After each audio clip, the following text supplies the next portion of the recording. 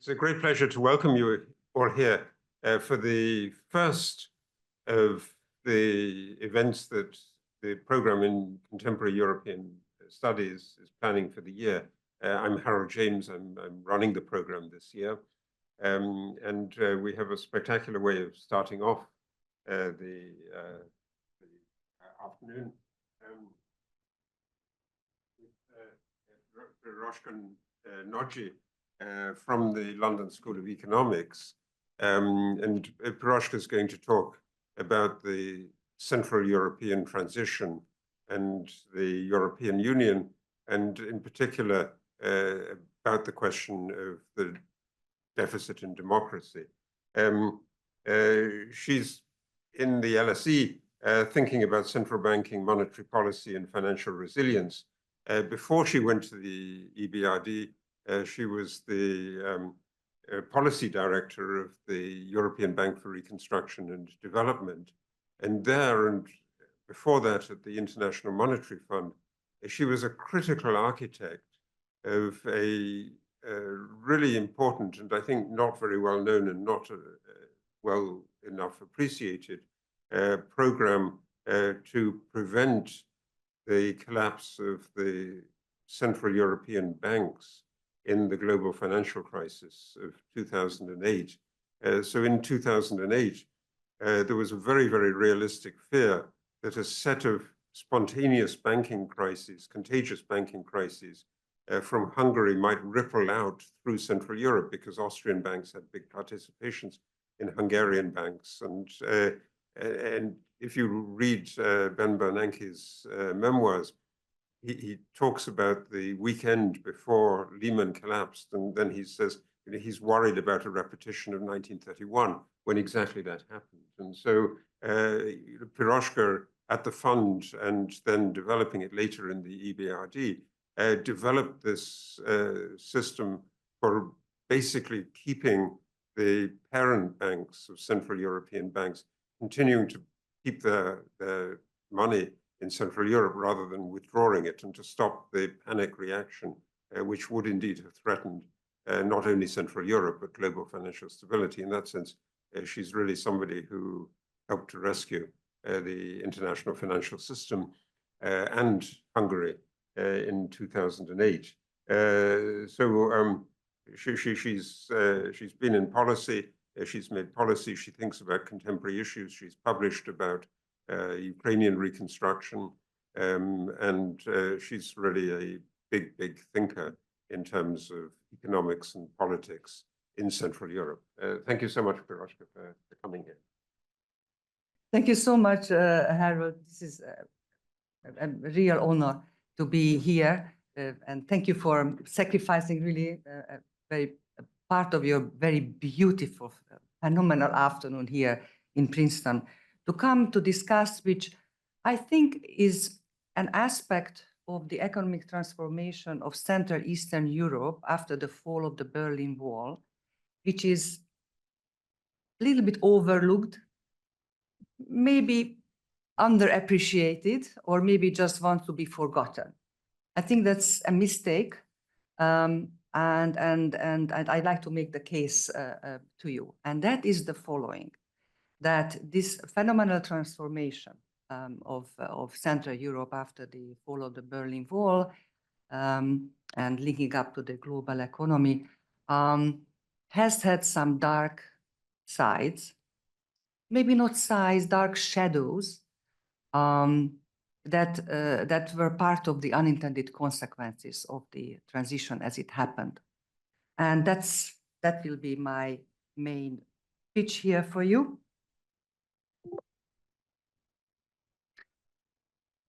For this audience, I don't have to say, but sometimes I do need to clarify. So our focus is Central Eastern Europe.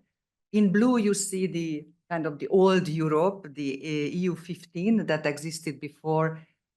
New Europe, the 8 former communist countries that are depicted in yellow joined.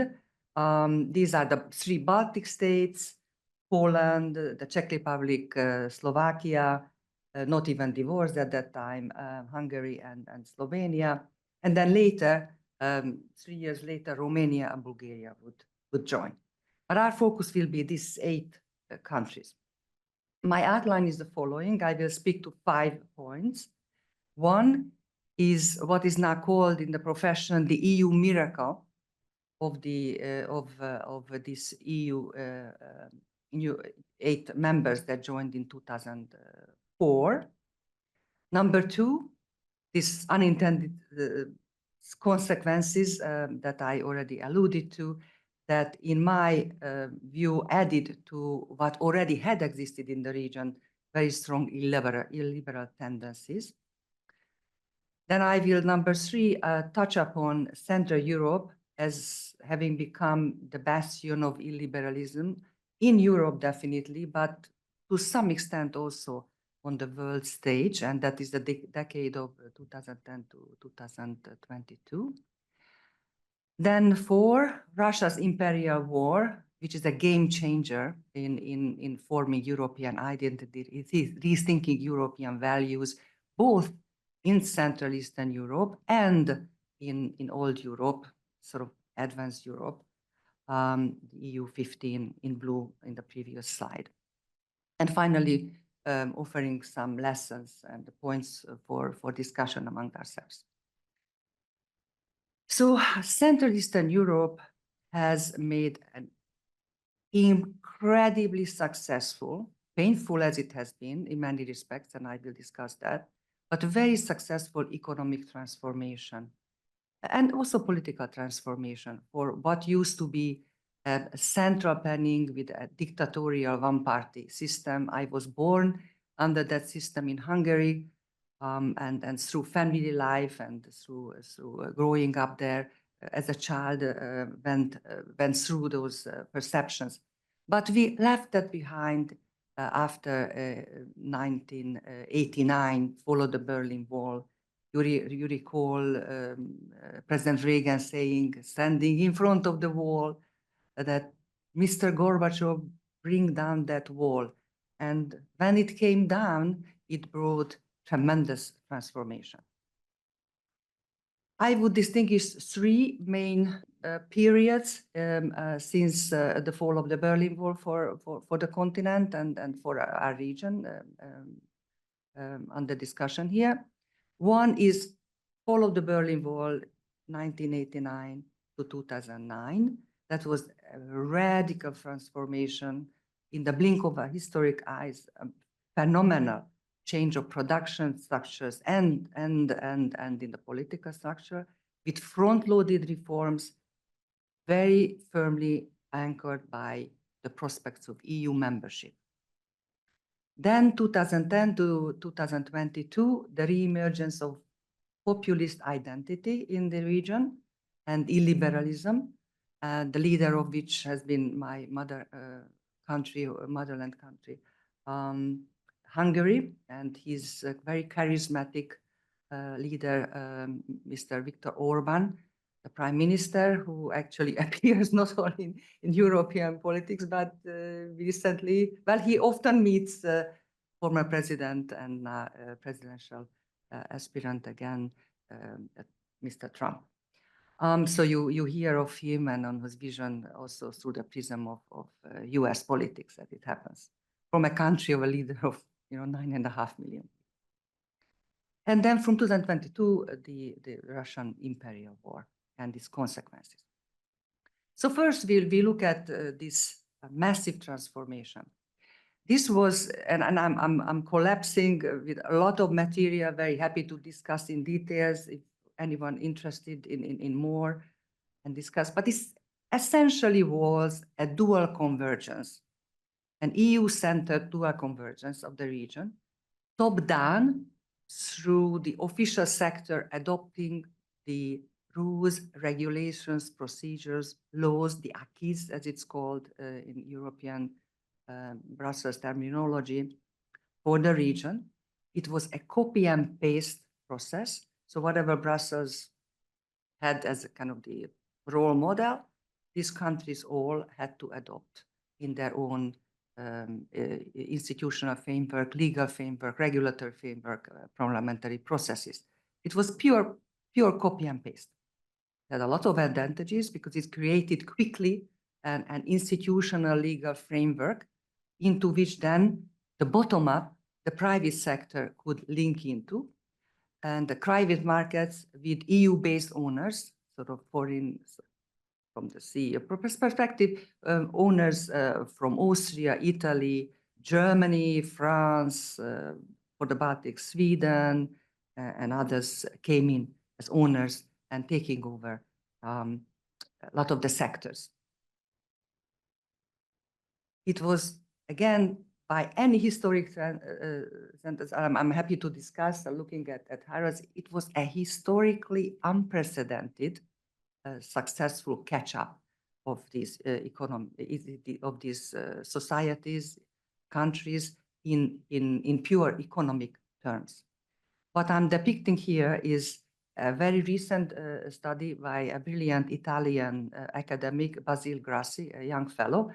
He published his assessment at the anniversary of the 2008 sort of the admission of these countries to the EU 20 years ago. And so he did a very thorough econometric study.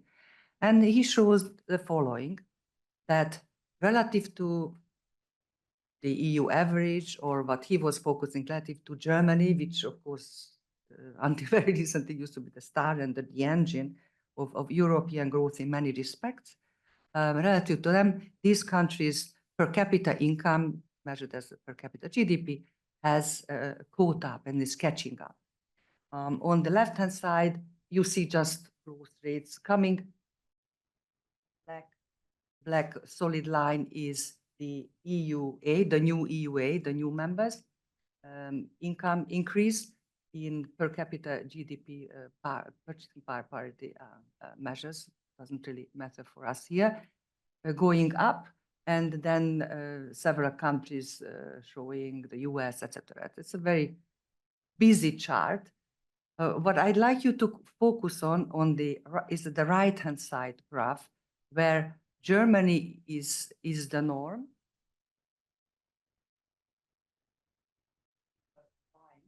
Of 1, relative to which we see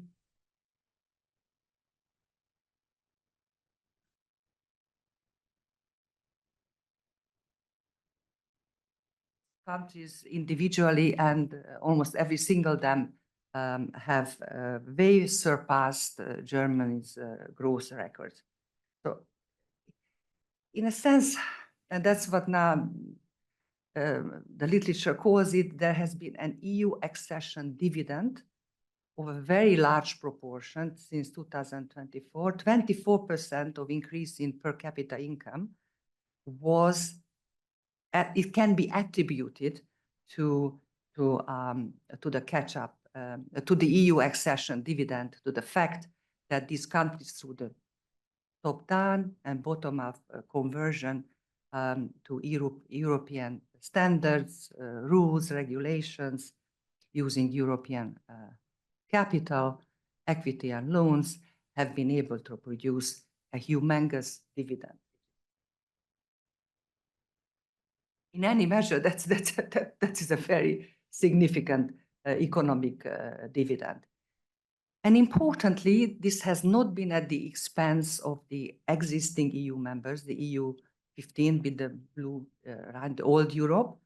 That he shows that basically that region has not been affected negatively, in fact, benefited in a number of respects that I will be alluding to.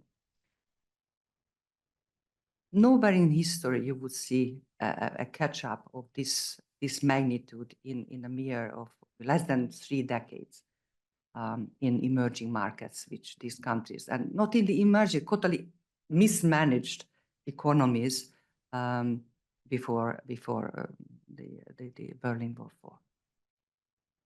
What was behind this? Just very quickly, because part of it is very relevant to the topic I'd like to really focus on. The transformation with its very is there. What should I do? Remind me to, okay? Let's remind me tomorrow. Somebody's, Yeah. okay, good. Mañana, the mañana principle also in presentations. Very good. So we have a transformation with this strong EU anchor, top down, bottom up. What have been the key elements? Not going to bore you too much, but there have been 4 big reform packages and with a very specific implementation schedule. The first one was price, trade, product market deregulation, liberalization. They had to rewrite all what was there, destroy and reconstruct based on EU-based markets and all the rules and regulations. And this was, the implementation term was called shock therapy, which is basically was whatever possible politically you do. Balcerowicz, the architect, one of the key architects, the Polish reforms, said that shock therapy is not that you figure out that you do this, but everything at the no, you do what politically you can do, and I think it's a very important message for policy makers. Then macro stabilization before the big changes. Basically, these economies, all the Eastern Bloc, let alone the CIS, the Soviet bloc, was completely mismanaged economically, have not been growing, and had huge fiscal deficits, and high inflation or repressed inflation, just not reported, but there was a lot of latent inflation. Huge balance of payment needs, except for Russia, with Soviet Union as such, but they also had major imbalances. I had the pleasure of working on Russia after the takeover in 1991 by Yeltsin for 5 years. So that's another set of lectures that we can talk about. But macro stabilization. Now, these 2 packages are reasonably clear. There is some romanticism, and it makes me a little bit, really a bit upset when I see that very good academics have this romanticism about shock therapy, a more gradual approach, then you don't have to liberalize prices, and I'm not going to name names, but in Europe, particularly in the leftist circles, there is a lot of romanticism. No. Even in China, I think there have been a lot of problems. They achieved a lot, but we see where they are, based on some of the remnants of policies of kind of a gradual and centrally planned implementation of reforms. This was not that. Now, the third element was privatization. And this is where there was absolutely no blueprint. The first 2, reasonably, privatization, there was just no blueprint for how to do it, when basically everything was state-owned. Nothing was, very little, small little enterprises were privately owned, just allowed to operate under strained conditions. This was the most challenging one by any measure. And leaders truly struggled. The only blueprint I could find was at the time Margaret Thatcher, the UK then Prime Minister's privatization programs, where he privatized bigger companies, 3, 4 a year, after a lot of studies, a lot of analysis, a lot of all kind of underlying work went into that.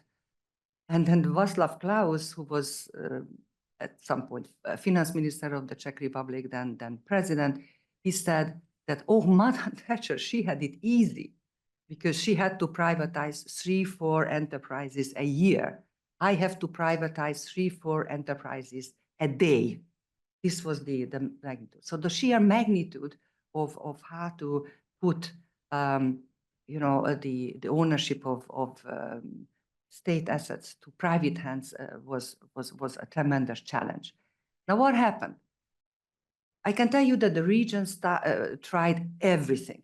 They tried to privatize citizens, which would have been very fair, right? Sort of citizens receiving part of the assets. but it turned out to be pretty disastrous for governance purposes. Because these massive pools of small stakeholders couldn't really manage effectively the new enterprises, and the Czech Republic had a very painful experience, for example, in that regard. So fair in terms of equity, and disastrous in terms of governance and efficiency and the future management of the given firm. They tried to privatize to insiders. In Hungary, that was very popular. Workers just took over their little enterprises.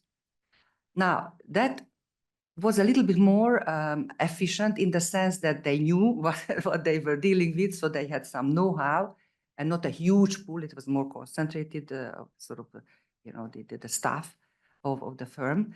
The problem was, of course, the fairness, because it was not fair that me, who was just working there, got a big chunk of asset, potentially very valuable, whereas my neighbor, who was not working in that firm, got nothing. So that was also quite controversial. There was restitution. The Baltics tried, a little bit Hungary, where old owners got back property. Typically, they had left the country, so they lived outside, and that was politically kind of controversial, and had some budget negative budget considerations as well. So the region tried everything. Problem was that there was, of course, no capital. There was not too much know-how. Here and there, yes, but not real know-how. So in the end, when everything was tried, privatization just went to where the money was and the know-how was, and to where the region was leading up to, went to the EU and EU-based owners. So we have seen a massive inflow of equity to various sectors, telecom, even energy sectors, manufacturing, auto industry was German, particularly German owned at that time, and the banking sector that kindly Harold has already mentioned, where, and let me go to that. Okay. Yeah, this is also good. Let me just stay here, where basically a large chunk of former state assets went to the hands, well, for money, obviously, an exchange of know-how and capital, linking up the production networks, linking countries into the European global value system, very, very beneficial in every single respect, but to foreign owners. And finally, fourth element is institution building, which I already mentioned, sort of copy and paste of EU regulation. It came financed by huge EU transfers, including Hungary. I am singling it out. That's the highest that you see, how much they got. It's a little bit outdated, but the story doesn't change, that countries got 60, 70, 80% of GDP, annual GDP, in free EU money to transform the economies, to finance all this transformation. It's a human, you don't see it anywhere.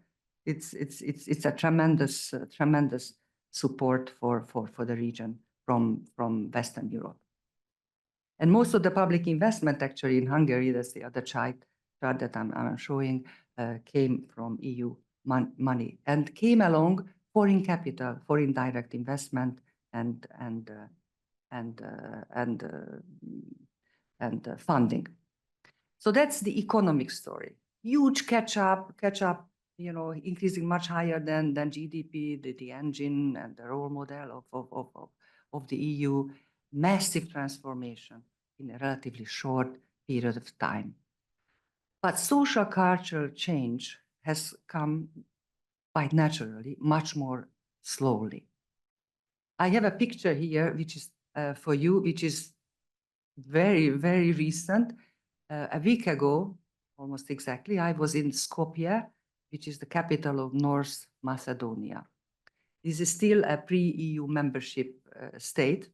So I was going around after the conference there. Central Bank had a very good conference there, and I was going around, and on the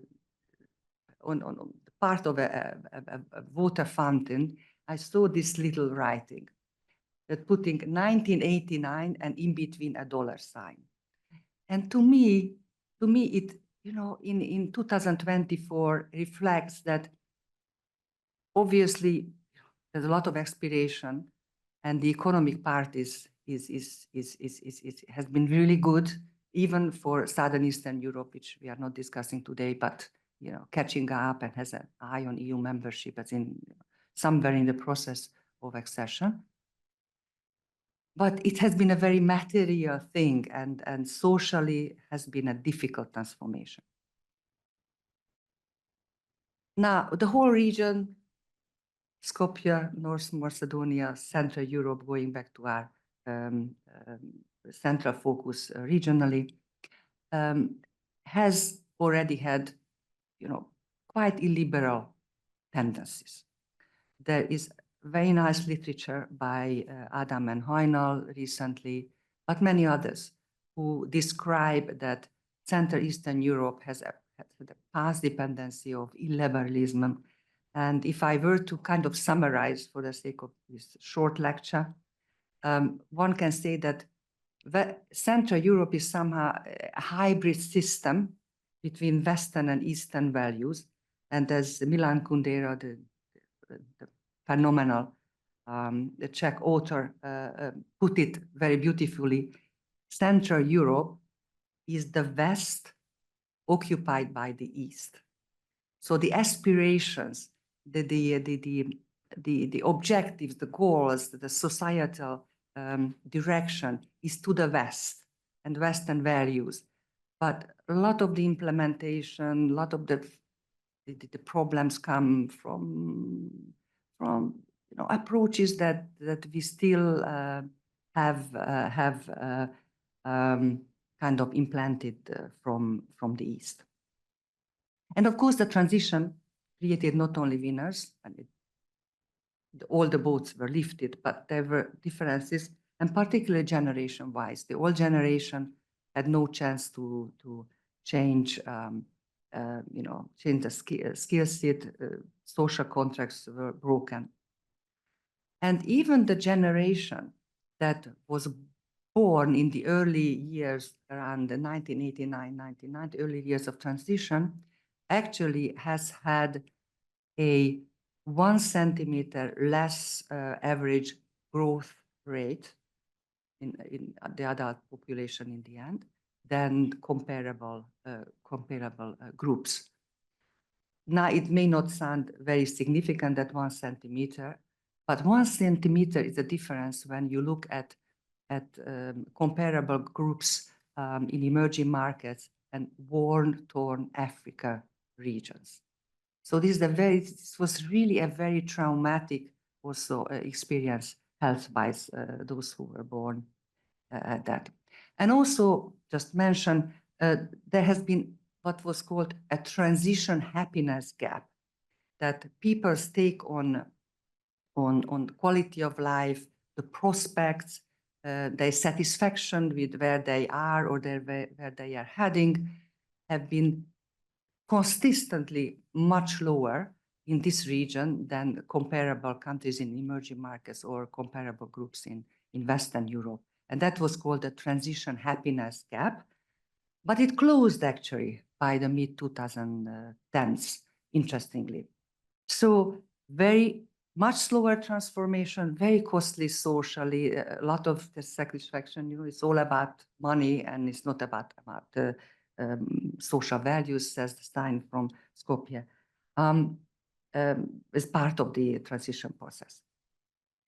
Now, let me turn to what is at the core of my thesis, is that this, again, tremendously successful in economic terms, EU-anchored transition had unintended consequences, which added to already existing liberal roots in the region.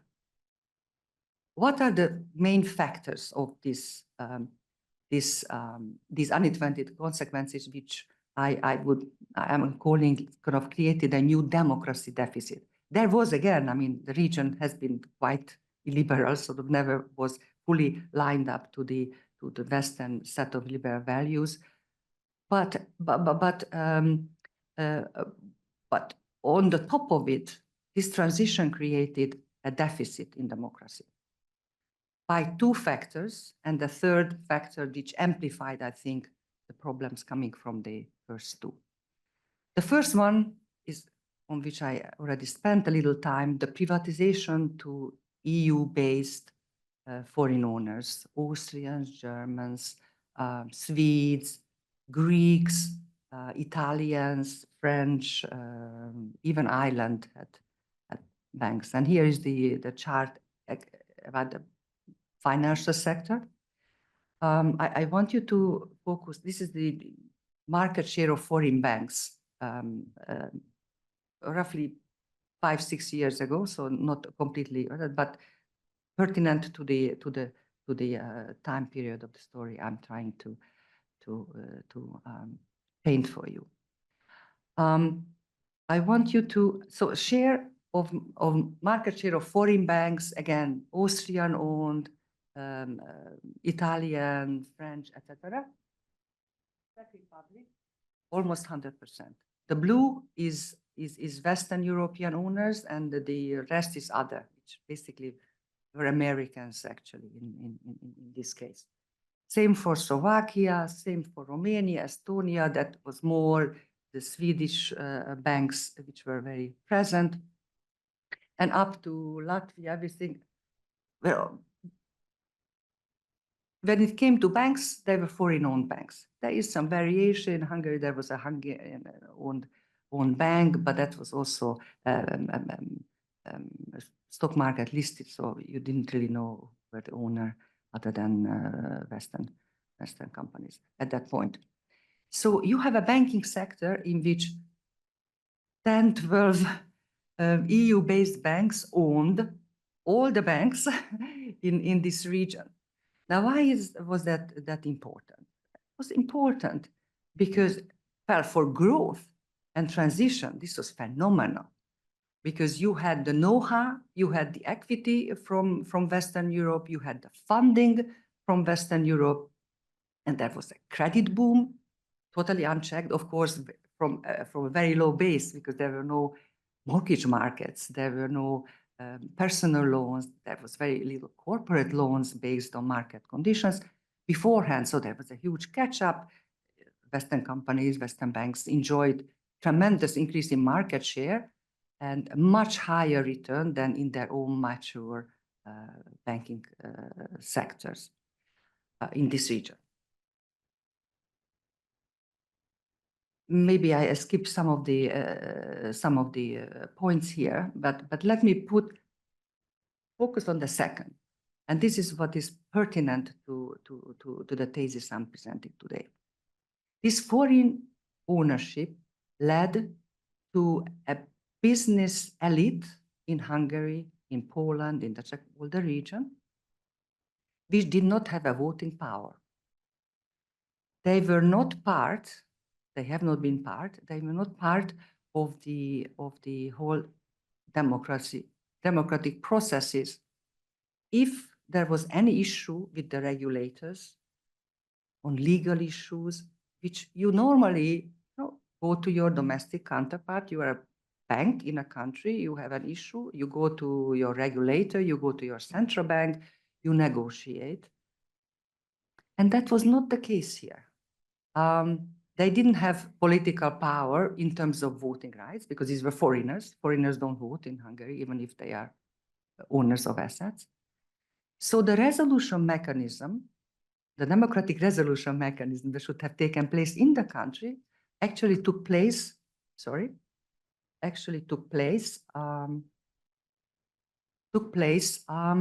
outside the country.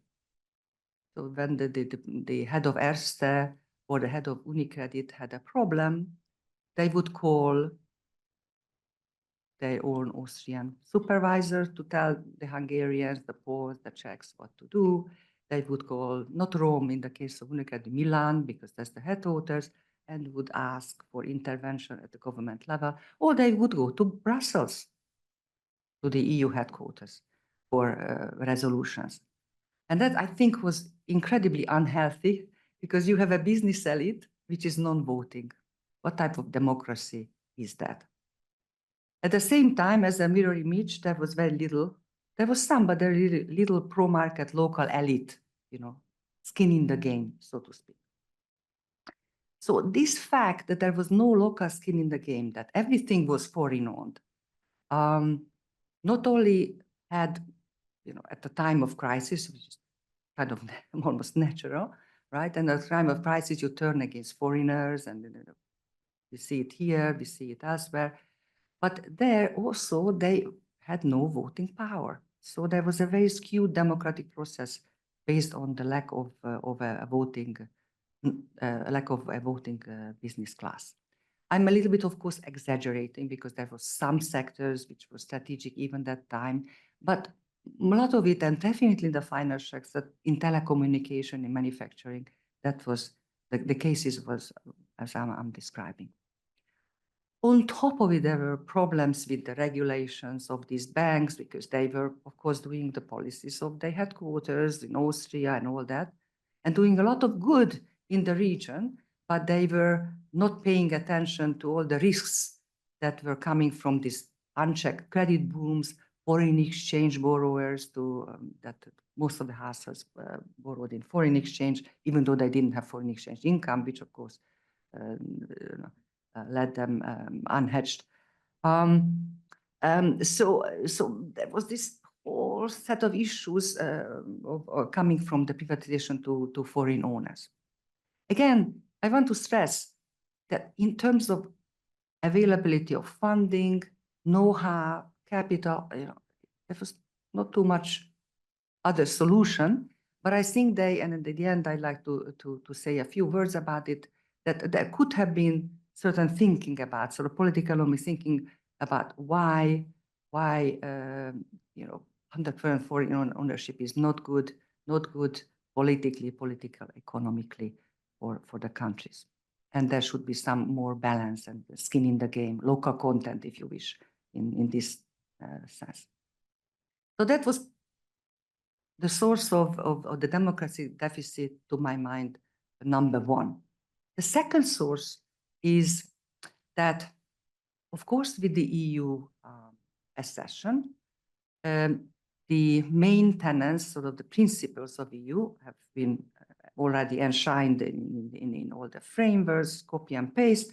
You had the free movement of goods, services, capital, we saw it in the financial sector, and labor. So with some delays here and there, countries put a little pressure, but not in the case of the UK, for example. People from the region and from, obviously, for much lower income levels, you remember the initial charts, were able to go and find work in Western Europe, which actually was in the need of additional labor force, and which was actually reasonably high skilled. There are studies about that. So under this unfettered movement of labor, the region is getting depopulated. So Latvia, admitted a very small country, but lost 1/3 of its population. Bulgaria, 20%. Hungary, particularly under the current regime, so there was an additional boost of leaving the country by more liberal thinkers and workers. Hungary also lost a fair amount. I think the statistics just doesn't capture, because when you look at who are settling down in Western Europe, the numbers are bigger than what the Hungarians report. But there is also a recognition of a significant loss of labor. Now, I'm not going to talk about the economic impact of that. There is a lot of literature. That's not our interest today. Our interest today, how it may have impacted the democracy and how it may have generated democracy deficit, right? The political economy of this. Two main channels. One, that these workers were the ones who were able to leave, right? They were higher skilled. They find jobs in Western Europe. They spoke the language, they were mobile, and in general, more European-minded, open to Europe, and more liberal politically. Now, that's in itself is not a problem if these people actually can vote. But I can give you my example. That was not the case. So I left myself Hungary in 86, just before all these big historic events had taken place, but they were already brewing. But I never, ever been able to vote in a Hungarian election, ever. First, it was not possible. Foreign residents were not possible to, were not allowed to vote. And then even today, almost 3 decades and so after the processes, it is cumbersome. You have to go home to register, then you have to return. And then if you're lucky to live in the capital of the country you are residing, like I am now in Washington, then you can vote. If you are, say, in Seattle, then you cannot vote easily because you first have to go to Hungary to register, then you have to return back, and then you have to go to the embassy and line up. If you manage to get to the end of the line in London, if you vote, many people were told that because there was just not enough, they couldn't accommodate all the people lining up to elect. So there was a restriction of these more liberal thinkers voting mechanism, particularly as the liberal or illiberal governments took over with Prime Minister Orbán. Not only that, in addition, the governments, particularly Hungary, but also Bulgaria, chose to manipulate also the voter pool outside their borders. Hungary has significant Hungarian-speaking populations outside the borders, in Transylvania, in Vojvodina, Serbia, in Slovakia. And the current government gave them citizenship. It came with social benefit provision, which is, of course, it's hard on the budget. But importantly, it gave them voting rights. And naturally, 90% of all these people who live outside Hungary and got the citizenship from this current government vote for the current government. So there is a manipulation of the voting pool, voters pool, if you wish, and in the language of Ivan Krastev, one of the best political analysts of the region. So immigration from Europe really skewed the voters pool to the advantage of these illiberal democracies.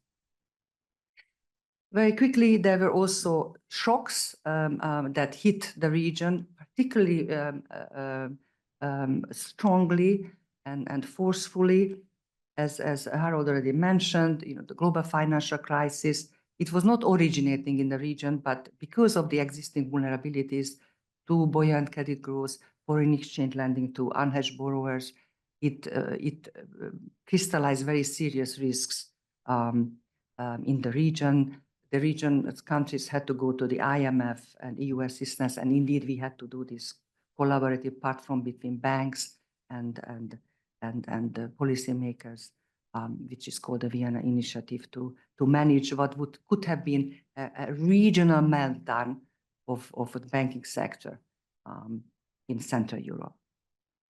And importantly, we know from literature that financial crises tend to propel shift to right-wing extremism. There's a very, very nice study by Funke and co-authors, and he shows that after financial crisis, some 30% there's a 30% increase in votes for right-wing parties over a longer historic period with a large panel of countries. And it's something actually when I met, I remember Harold in Vienna in the midst of this crisis, and then I was presenting probably very optimistically, how well the countries are withstanding the crisis and doing very enlightened, non-populist approaches in the first round, asking for IMF assistance, collaborating with the banks. Harold came up to me and then said that Mrs. Nagy, wait 5 years and we see what is the impact of the global financial crisis. And I have to say that you were absolutely right, not only in Central Europe, but also I think globally. But there was another big thing which at the time, I don't know whether you recall, but it was a big movement, the Syrian refugee crisis, to which the Central Europeans, which found themselves literally in the forefront of the battle, the Syrian refugees pushing through and getting to the EU, they objected to. And one has to say that there was some element of truth, and then based on historical deep distrust with some of the populations coming through that were behind this. But this was a very successful move by the Hungarian government, the Polish government at the time, to stand up against Brussels top-down policies to try to distribute the Syrian refugees across the EU, despite their resistance to take any. Now, in a footnote, of course, a lot changed as a result of the Ukrainian refugee crisis. And I think just footnote of the footnote, it's important that when you design a refugee policy, you take into account local sensitivities as well. And I think that's what happened in the case of Ukraine. But at the time, and what is the point here, is that this fueled very strong anti-Brussels sentiment. It was taken advantage fully by Orban and other leaders in the region. So the CEE is becoming, by mid-late 2010s, the virtual bastion of illiberalism. There is a resentment against the foreign owners, a lot of benefit, but resentment of the foreign owners. And local elites who had been were put aside when privatization was taking place, and when the cake was cut up. They took advantage of this local resentment against foreigners and Brussels. The CEE leaders actually created a formal alliance of 4 countries. It's called the Visegrad 4. Visegrad is a little north country castle in Hungary, the Czech Republic, Slovakia, Poland, and Hungary, that kind of stood up against Brussels in many respects. Now I have to, I think, accelerate a little bit, but I thought I leave it with you. Very happy to distribute it. The Hungarian Prime Minister Orban created an annual, event where he proclaims his policies. It is held always outside Hungary, so in Romania. It's a defiance to the Romanians themselves. And I saw that the 2018 first one was a very strong manifesto. And that's why I'm putting it up to you. It had 5 main points. They demand right to defend Christianity culture and reject any source of multiculturalism, which had also strong anti-Semitic undertones very clearly. It demanded rights to defend traditional family values, which is against the LGBT community. Right to defend nationally strategic economic sectors, which was against foreign ownership. So to take back from the foreigners, push them out from the banking sector. They pushed quite a few players out and took the banks into Hungarian ownership. Similar things happened a little bit in Poland. demanded rights to defend border and reject immigration, sort of the influx of Syrian refugees, and the right of one note national sovereignty that was sort of cementing their position as kind of a one vote, one country system, which favors the small countries within the EU. Now, how can we understand these illiberal democracies? And I'd like to present here some kind of framework attempts to describe them.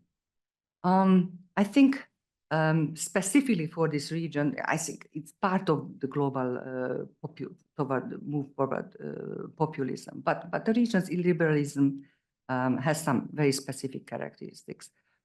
I think the best source is Krastev and Holmes' book, which is amply called, depressingly called rather, The Light That Failed. They published it in 2019.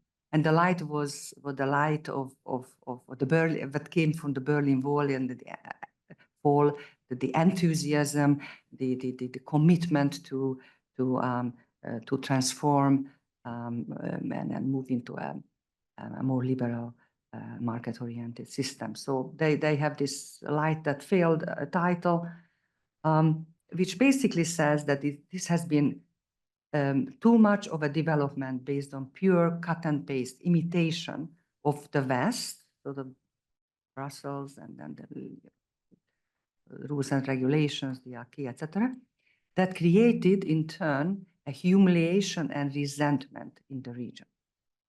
So that they basic finding.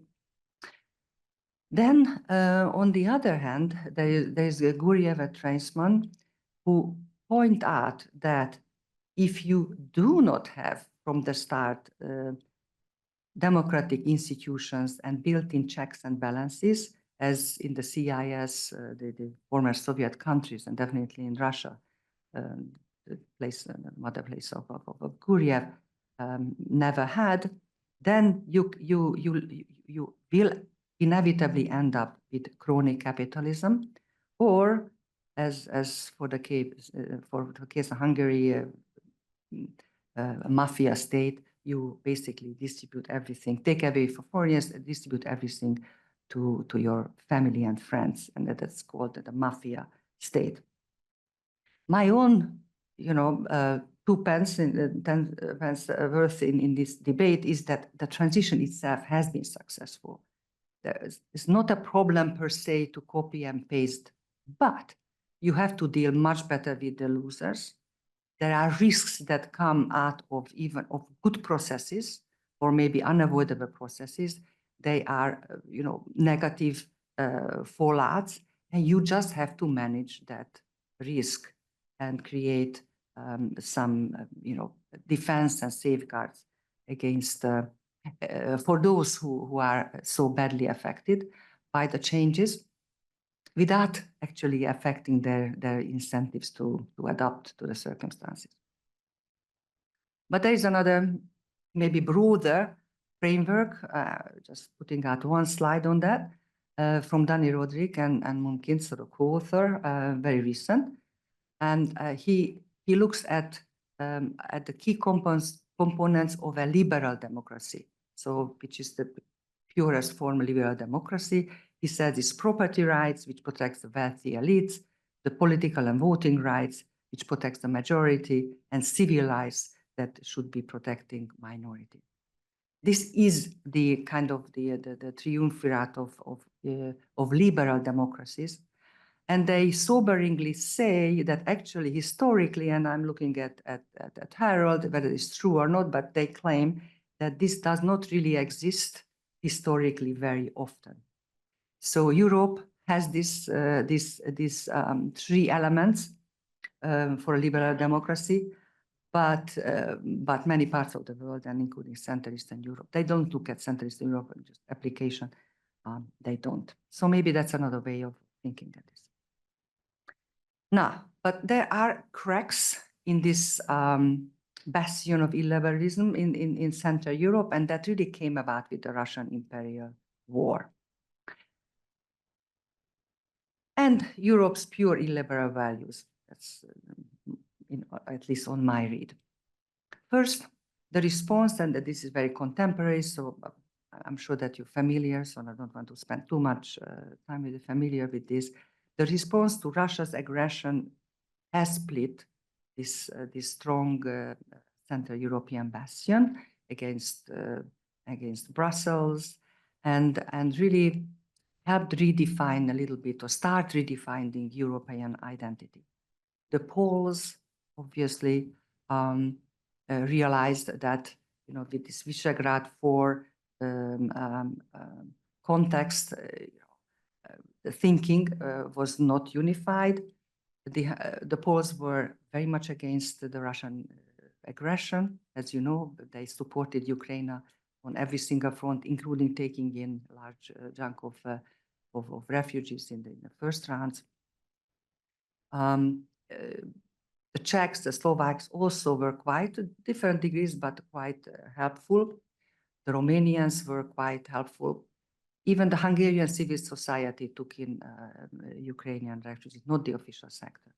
So there was a split at in the sense also sort of the reaction and then the positive attitude toward Ukraine's plight for freedom and then defending really Europe for us.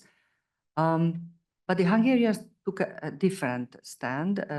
They have been saying that Putin is for not Putin, not that we have to be for peace, and peace almost at any cost. There is a balancing act, of course.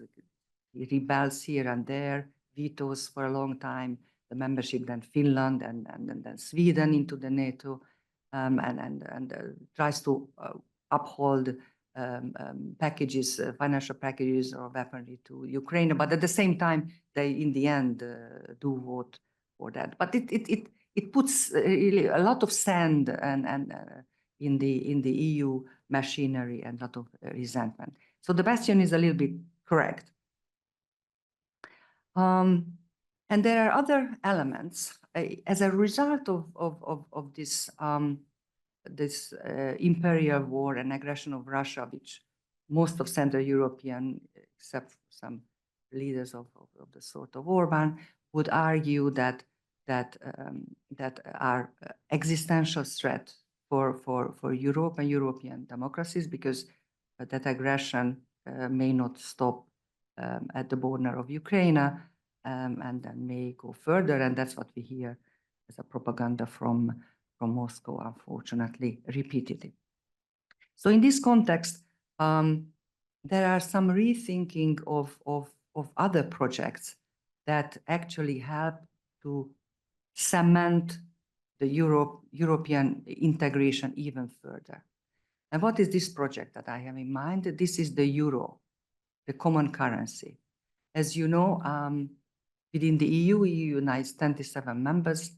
7 countries, 20 countries have already adopted the euro, and 7 haven't.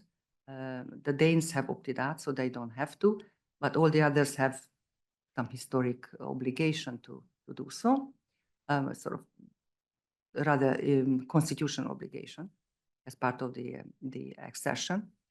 Now, I can tell you that not publicly, but on the corridors as you go around in Europe, people are raising up, again, in these 6 countries, including in Sweden, the fact that maybe they should join the euro as an ultimate lock-in mechanism of European integration, from which it is super difficult to exit. From the EU, unfortunately, you can exit. We have seen Brexit, right? But not from the euro when you adopt a euro currency. I know what I'm saying is a little bit controversial, but I'm telling you that this idea is percolating now, at least in the corridors of academic circles which are very close to power. And I think it's a good idea. It's, of course, a very long-term project, and we know that there are a lot of criteria to be met, but from the politics of where we are, maybe that's something to consider. And I would like to suggest that maybe Europe's very pure liberal values are also modifying. We have seen the refugee policy, which was pragmatically modified in reaction to the Syrian crisis, but then very enlightenedly upgraded in the context of the the Ukrainian refugee movement.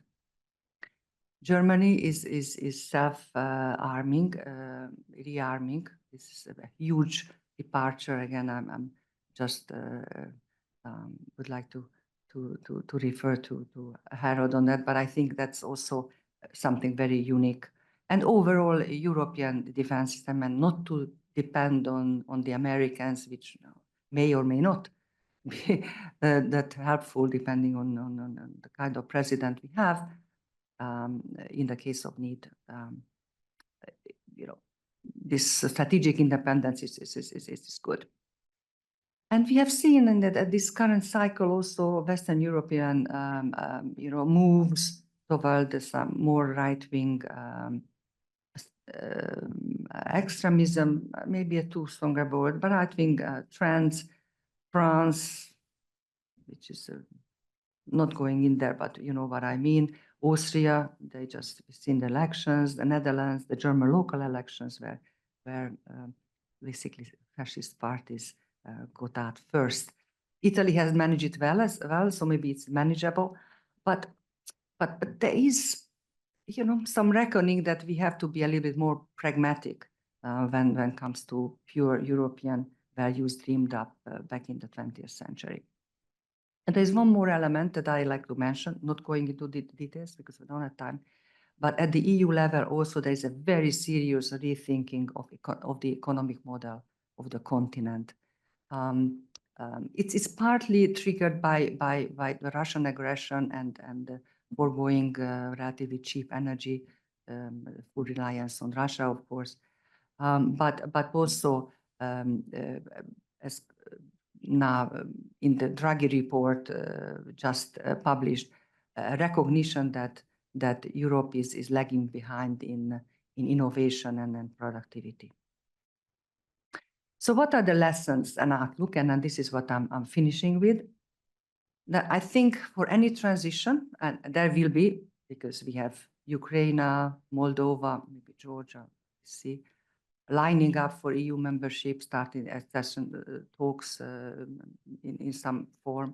We have the eagerly waiting and getting impatient Southern Eastern Europe, the Balkans, who will be also parting the EU. So it's an important lesson that when you open up and when you manage and apply the EU accession, the key tenets of free move of goods, services, capital, and labor, you have to think about how you manage the free labor mobility.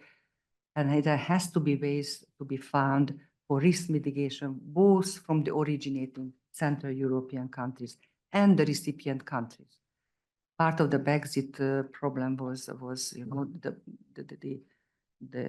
Polish plumber problem. So simplistically put, but resentment of a big influx of labor from Poland and Central Europe in general. Also, another lesson, I think that any EU accession should engage with local knowledge. It's very nice to have the cut and paste, but there has to be some understanding of the local processes. And I wouldn't even say that the outcome would be different of the negotiations, but good process is incredibly important for these things to work, as we know from political economy. I think we should engage more with the euro as a project, as an ultimate cementing in and engaging a mechanism from which very difficult to exit and which provides some useful limitations for extreme politics, perhaps. And when reforming the EU, and there are a lot of thinking, we need to recognize that values may differ perhaps on issues which are not that critical to the European project, and then one size may not fit all. And Thomas Wieser, head of the Eurogroup and a great partner in many undertakings in the region, put it. And in the end, maybe we will see some convergence, of values from East and West, and the reborn of European identity on a more kind of commonly acceptable terms. And we started with the roller coaster. Maybe let's just tell my last slide. So I think it's very important because we really don't want to end up on what is called the Russian roller coaster. You remember the first one, which is a little bit more sophisticated. The Russian roller coaster is the one that we don't want to end up in for more than one reason. Thank you.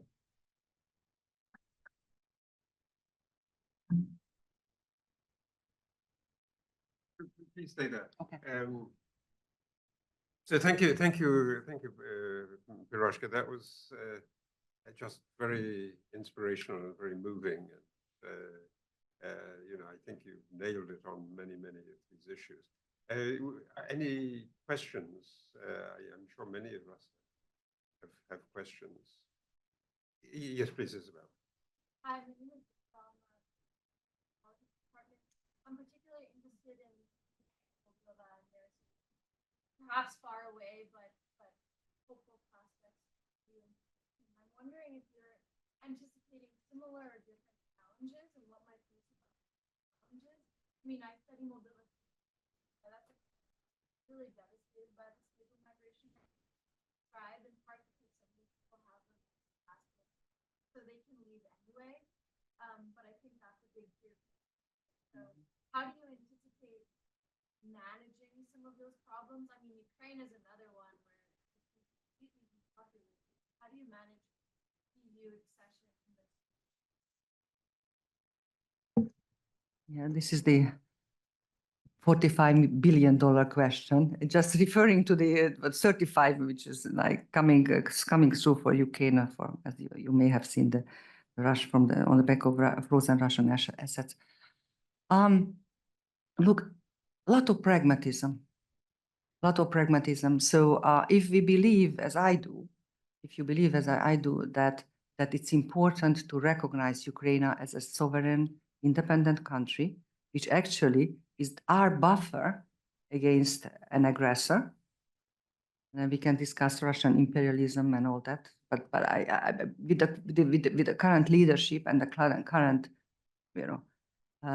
public perception and feeling and this chauvinist revisionism that dominates politics there, that risk will be there. I think Ukraine has a tremendous added value in providing a buffer in so many levels. Now, of course, the good answer would be that they should be in NATO, but it's not my expertise, and we know that views are differing. The EU accession is easier. There are all kinds of issues within the existing membership. You may have seen, the agricultural product, grain sale, flaring up debates over the summer. But those are, I think, side issues. So there has to be leadership, and that's looking in Ukraine. If you believe in the tenets that this is the buffer which defends European values, defends European against the Russian aggressor, then this is between NATO and EU membership. This is the easier way, I think. Now, will it be easy? No, but I think what is, from going back a little bit to the lecture, super important to have local skin in the game. So don't do again, because it's simple, you bring the foreign capital, bring the foreign owners. You have to combine local interests, the local elites, then connect them with the foreign elites. If it comes, that type of post-war reconstruction, and not only, I think, working with Western companies and Western aid per se. And in this, international institutions play a very important role because, of course, there is no local capital to speak of, but there are institutions like the European Investment Bank, the European Bank for Development, where I also work, which can take a stake and hold it until the local capital develops, the local elite gets ready, and then sell it to them in competitive terms. So we can talk about it more later, but I think it is critical, and there has to be a recognition of local knowledge and local elite interest, and push it through that manner. Thank you. So if I might insert a question here, the one area that I was really wondering a little bit about in your presentation was the Milan Kundera section and the idea that Central Eastern Europe was somehow a bastion of illiberalism. Germany has obviously a terrible tradition. Germany was the center of the vice and the evil that crept over the whole of Europe in the 1930s. France was not accepted from that. Indeed, if you look around Europe in the crisis of the interwar period in the democracies, Czechoslovakia looks as if it's the one exception, and Czechoslovakia looks as if it's a big defender of liberal values and democracy until France and Britain, with Italy, sell out on it in September 1938 at Munich. So I thought also, there was a sense when I first went to Warsaw in the 1980s that Warsaw was more liberal and more Western in the culture. I mean, not in the politics that was on top of it, but the culture, the events, the people, the university. The university was amazing in the 1980s. Hungary was like that, and I went to some of these sessions with Hungarian economists and Polish economists thinking about the reform in the 1980s. They were more liberal than Germans at that time. And to some extent, the story of the crony capitalism, I've just been reading a wonderful, important, I think, a deeply important book by the former FT columnist Wolfgang Munchau called Kaputt, which is about how Germany has been taken over by crony capitalism. This is a European malaise that you're speaking about, I believe. And in some ways, the solutions to it come, I think, if you want a way out, they come from Central and Eastern Europe. And one of the inspirational books that I think more people should read, and Mr. Draghi should certainly read it, because there is absolutely no reference of this in the Draghi report, is to Central Eastern Europe. And a beautiful, beautiful book by Marcin Pienkowski, who some of you may remember, was here in the European seminar on Europe's growth champion, that, Italy is not a model of how to do growth. Germany is not a model of how to do growth. France is not a model of how to do growth. This kind of state capitalism is not the way to do it. And the Central Europeans are inspirational. So I wondered, maybe my only sense of difference really with you is that this is a crisis of Europe, and it desperately needs solutions. And I think the solutions you had on your last slide are absolutely right, absolutely appropriate. But it is, to my mind at least, a European crisis. I think it's super valuable, Harold. Thank you for this point. I think it strengthens the point that there is a lot of room for convergence, right? So maybe the liberal European values that we said that was also a kind of an elitist inspiration you know, sort of very distinguished speakers, which has been pushed through. But at you know, in reality, it was never that, you know, just blue and beautiful and held up in the West and then dark and, you know, on the East. And I take those points and super happy to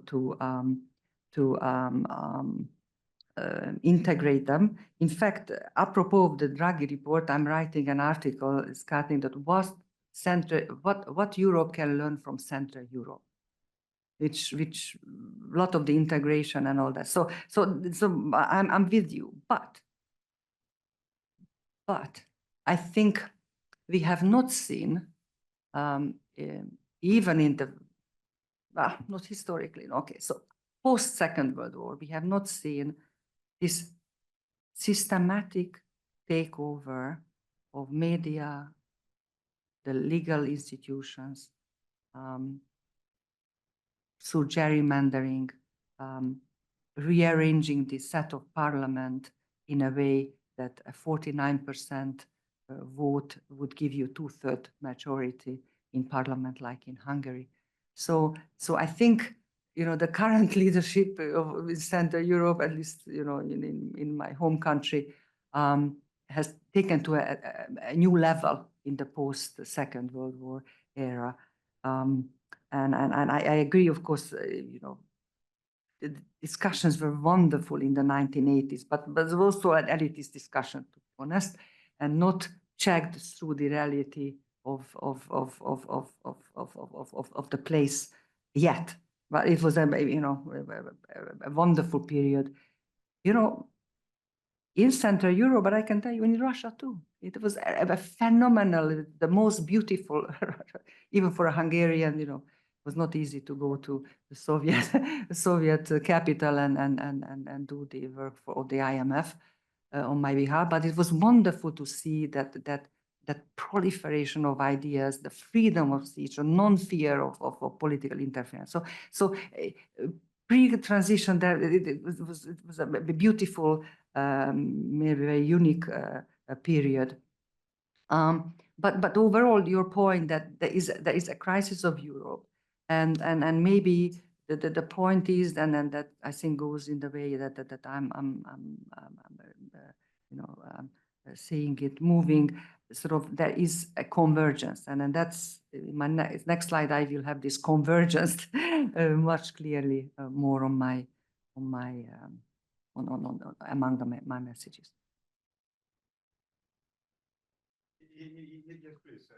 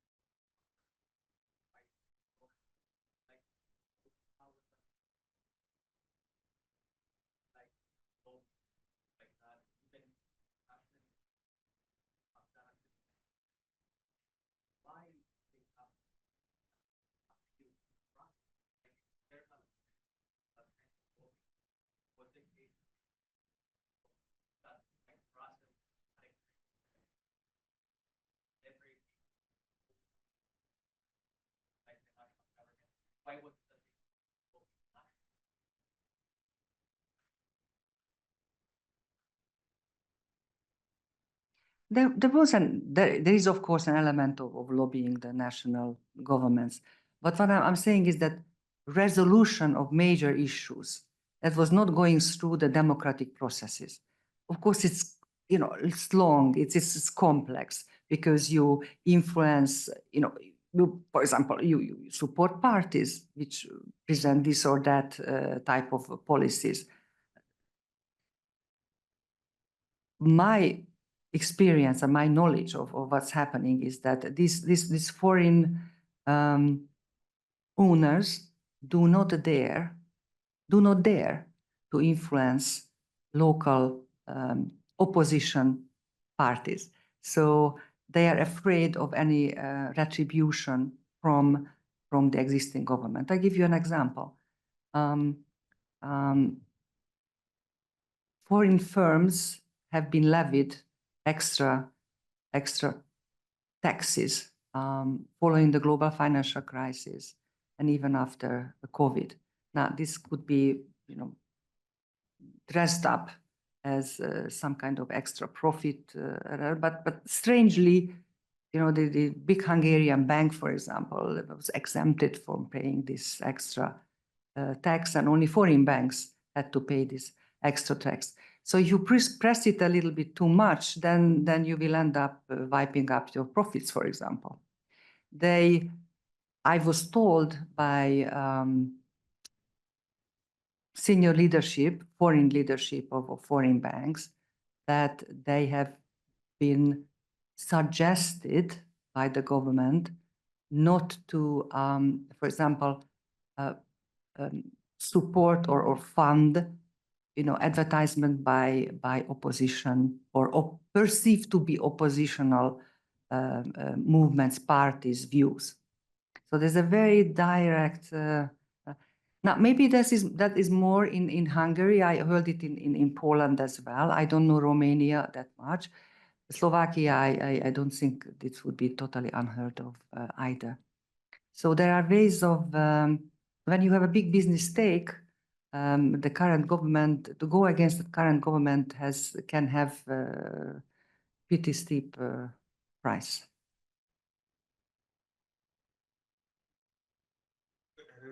Yes, Marzena.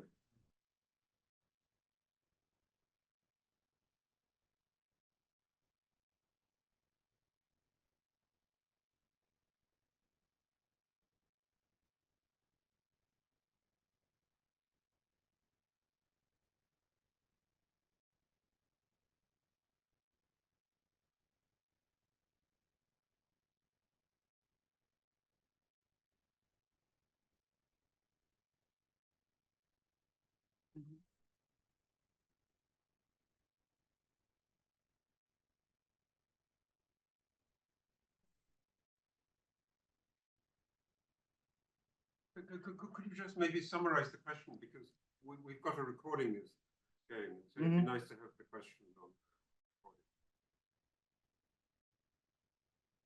on. Should I mean, just briefly, just talking to the microphone. It's a question of the acute danger at the moment of what happens to the world order in the next 4 or 5 weeks, and particularly after the November election. So I didn't know that I would get a question about the Russian-style roller coaster, but I have an interesting element. I don't know whether I didn't know before that actually the roller coaster comes from Russia originally. They used to do on high mountains where snow and ice was prevalent. They used to have, like Catch in the Great, apparently. They used to have these big slides which were supported by wooden structures. So that was the very original idea of the roller coaster. Then it was brought over to Paris, but of course Paris is a much milder climate, and even though they had the ice and all that all melted, and then they had to do the wooden structure, and hence the birth of the roller coaster on the the way we know it today. But we had this colorful historic episode. The point here is the following: that the roller coaster that you see here, and then what is goes around as the Russian style roller coaster, shows you that this is on a slowing sledge. There is a brake in the roller coaster, so it's really pretty much broken down, right? So and my point was, you don't want to end up on a roller coaster that is broken down, that is not going in the right direction, that takes tremendous risks. And in general, you don't want to end up under Russian occupation. Well, the hand of the clock has moved, and we're at 6 o'clock. This was just a really fascinating discussion. I mean, I think you might realize that you're in part in a discussion that has been going on for a long, long time in Princeton. We've had many, many notable events. I mean, I remember one particularly striking event in February 1991, when the British philosopher John Gray came and told us that this would all end in tears, and the transformation was completely wrong. And one member of this audience launched into him with a bitter attack and said that it would work brilliantly. And we're not just going back to 1991, but we're going on with this. So after the fall break, Jean-Pierre Landau, on the Monday after the fall break, is going to talk about the European problem and ways out of the European problem. So I hope he's going to be as optimistic in his final wind-up as you were, because you really gave us some hope. And thank you very much for coming here. Thank you.